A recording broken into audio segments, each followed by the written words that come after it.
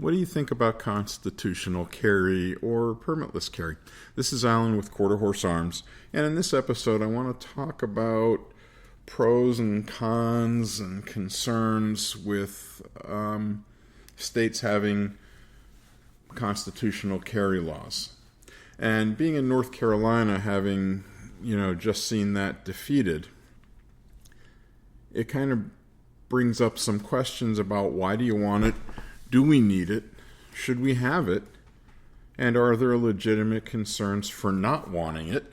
And are there legitimate concerns for people that do want it?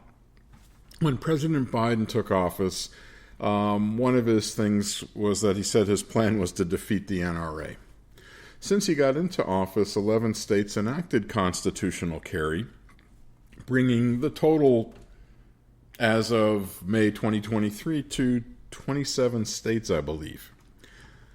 So, has the president been effective in this and ineffectual? The answer is yes, he was able to accomplish nothing. Now, in all fairness, you've got a hostile Congress, but the reality is that people want to be able to carry their guns. So, why? Why do you need constitutional carry? Well, you could start out with Second Amendment gives you that right to keep and bear arms. And I understand it says, in a well-organized militia. However, the Supreme Court has turned around and said, yeah, not so much. So let's take a look at who wants it. Well,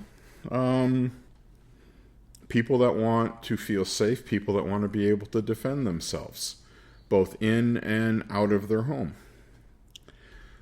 People that support Second Amendment rights and are fighting states that have enacted laws that limit constitutional carry or limit your ability to own and carry guns. I'd like to say that they are also showing a decreased trust in the legal system. And I don't mean that the legal system is bad. What I mean is people are getting increasingly frustrated with the fact that people that are committing violent crimes aren't being given harsh enough sentences to, number one, keep them off the streets, and number two, keep them from getting their hands on guns because the punishments aren't severe enough. And the other part of it is the people that want to be able to carry their guns firmly believe, as do I, that law enforcement can't protect you. They're reactionary. They show up after they've been called or if they happen to be in the area. I'm not saying law enforcement is not doing their job. In fact, they're being stretched pretty thin. Frankly, I have an incredible amount of respect for law enforcement officers. However, they can't be everywhere.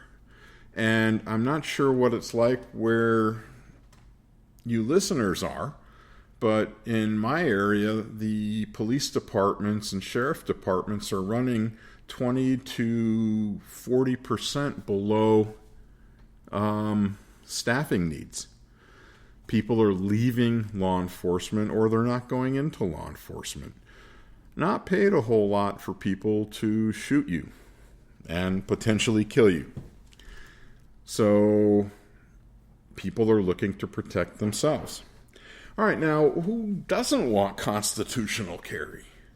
Or reasons not to have it? Let me put it that way. Well, one reason not to have it is that the wrong people will be able to carry guns wherever and whenever they want. The wrong people being those that are likely to commit a crime with a firearm. The other one to me would be, the other concern for not wanting it is people carrying the guns having insufficient training.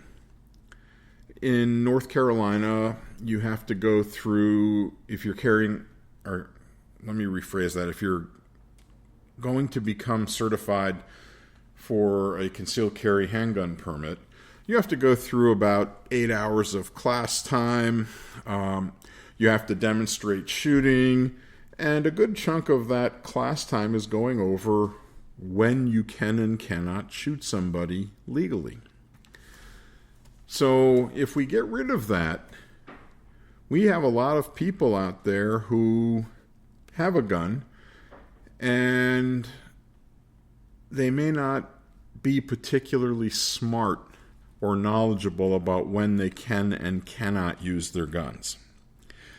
The other one, and this was kind of a surprise to me, was, and I picked this up from something called the Mises Wire, and they used the term extra-legal self-help as a reason for not wanting constitutional carry. Extra-legal self-help, by the way, is a fancy way of saying vigilanteism, or getting payback. Somebody does something to you, you're going to go solve it with a gun. The other people that are not a big fan of concealed carry are law enforcement organizations. Because at least if a police officer stops me and I'm carrying a gun and asks, I can provide, an ID and a permit to show that it is perfectly legal for me to have that gun on my person, concealed, and in the public. So, is there an easy fix for that? Because now the police may have more armed people out there. And in order to get a concealed carry permit, at least in North Carolina, you have to go through a complete background check that is essentially the same kind of background check you'd have to go through if you were going to buy a Class 3 item like a silencer or short-barreled rifle. So, in this area, I actually am kind of with the law enforcement officers. Having people that aren't trained to use guns or when to use guns is a problem. Having people carrying a gun that might be bad people out in public could endanger people as well as law enforcement officers. So, what are the arguments that have kind of bounced back and forth with this? Well, Second Amendment people will go, Second Amendment guarantees us the right, and the Supreme Court has actually been agreeing with them. Heller decision, Bruin, they're saying you can't change the Constitution just because you don't like it. Well, you can, but that would require Congress to actually be the one to enact those changes. And clearly, it's not going to happen. They don't have the votes. Continuing with this is our people are going, more guns lead to more gun violence.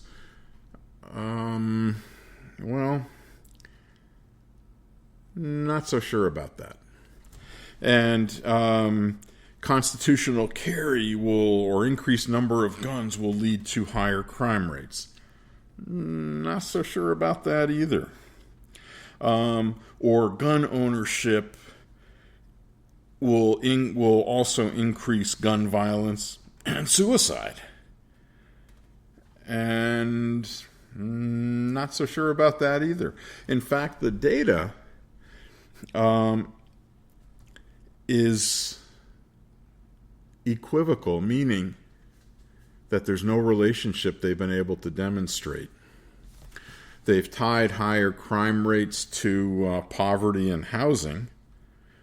The suicide rate is, I guess it's going up a little bit every year, but the fact that they're using guns, guns are more available, makes it easier to do it.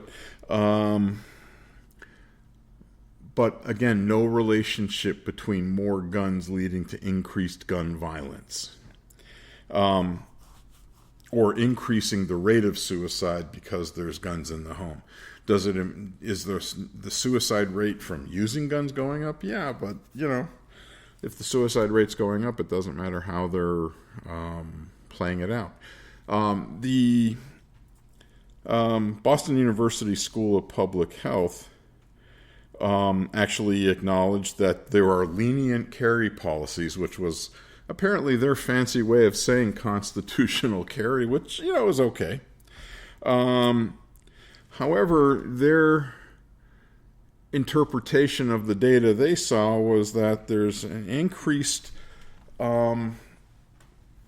use of gun, or increased amount of gun violence, but there are too many factors to figure in to actually say, well, more people have guns, therefore there's more gun crime. I mean, is it possible? Sure. However, can they prove it? The answer is no. I mean, think about this. If you go back quite a number of years when the first AR ban went into effect, the number of crimes with firearms didn't change. I mean, in fact, if anything, it went up. What changed was the weapon they were using to commit the violent act. So they couldn't get their hands on ARs. They were using handguns or shotguns or whatever. So the lesson to take away from this is if someone's going to commit a crime and they're going to use a firearm, they'll be able to get their hands on one. Not legally, mind you, but it's a possibility. So, in summary, are there significant reasons for wanting to be able to carry a handgun or a firearm in public? The answer is yeah. Are there legitimate concerns? I'm going to be fair and say yes. In fact, I support the idea of constitutional carry, but I've got some concerns about untrained people carrying them.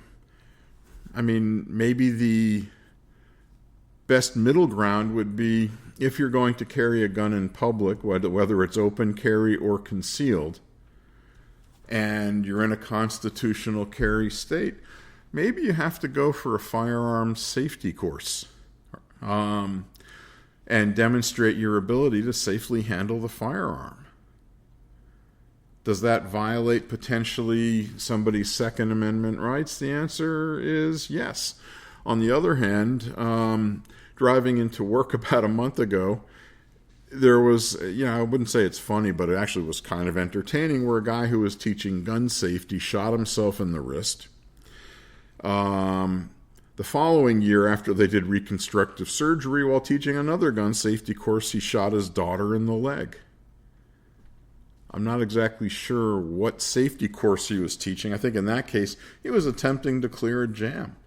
Now, this is presumably, and obviously I don't have any information on this, but presumably this was somebody who actually knew a little about firearms, and the fact that he shot himself and shot someone else, maybe the emphasis should be he knew a little about firearms. However, with over half the country now with constitutional carry, and both the Supreme Court and the circuit courts, they have been ruling in favor of the Second Amendment and not an individual state's interpretation of the Second Amendment. And I understand this is a controversial topic, and I look forward to hearing comments about it. I don't think we're done with this. Especially here in North Carolina, where we have a Governor Cooper who's a Democrat and the Lieutenant Governor Mark Robinson is a Republican. In this election, Governor Cooper's term has expired, so it'll be the very pro-Second Amendment Lieutenant Governor running up against someone the Democrats throw up. Is it possible that they'll revisit constitutional carry laws? Probably. So in the meantime, it's worth paying attention to the news. I mean, I found stuff all over the place. I look forward to hearing comments, questions, concerns, even ideas for future podcasts. Feel free to check us out at sorry about that. Check out our website at quarterhorsearms.com. Feel free to email to info@quarterhorsearms.com. You can call or send messages to 919